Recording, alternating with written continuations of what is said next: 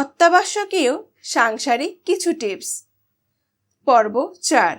জেনে রাখুন, পরে কাজে লাগবে। নিজে শিখুন, অন্যকে জানার সুযোগ দিন। যাদের সিলিন্ডার ক্যারিয়ার নেই তারা থার্মোকলের টুকরোর উপর গ্যাস সিলিন্ডার রাখুন। গ্যাস সিলিন্ডারও যেমন মরিচা পড়বে না, তেমনি মেজেও মরিচার দাগ থেকে রেহাই পাবে। গ্যাস ওভেনের রান্নার সময় কিছু উপচে পড়ে গেলে নুন ছিটিয়ে দিন। ওভেন ঠান্ডা হয়ে গেলে পোড়া জিনিসগুলো ভিজে স্পঞ্জ দিয়ে ভালোভাবে মুছে দিন।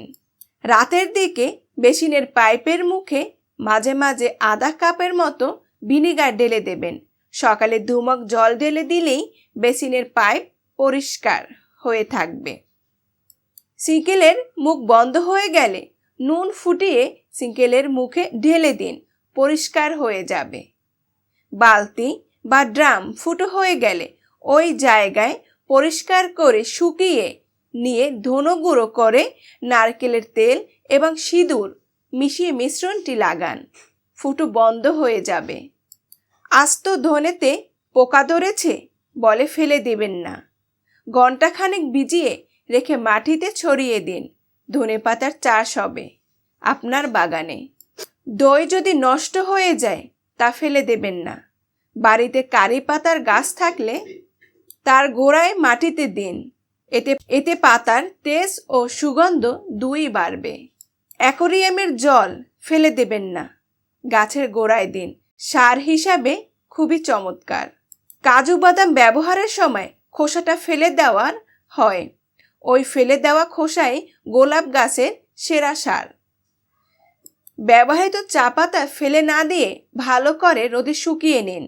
ওইভাবে ওই চা পাতা দোনো বদলে ব্যবহার করুন। শুকনো চা পাতা পোড়ানোর ধোঁয়ায় ঘরের সমস্ত মশা মাছি পালাবে। মশা তাড়াবার একটা সহজ উপায় হলো কয়েক টুকরো কর্পূর আধা কাপ জলে ভিজিয়ে খাটের নিচে রেখে দিন, তারপর নিশ্চিন্তে ঘুমান। কয়লা বা কাঠ কয়লার আগুনে নিম পাতা পোড়ালে যে ধোঁয়া হবে তাতে সর্ব অংশের মশা পালাবে।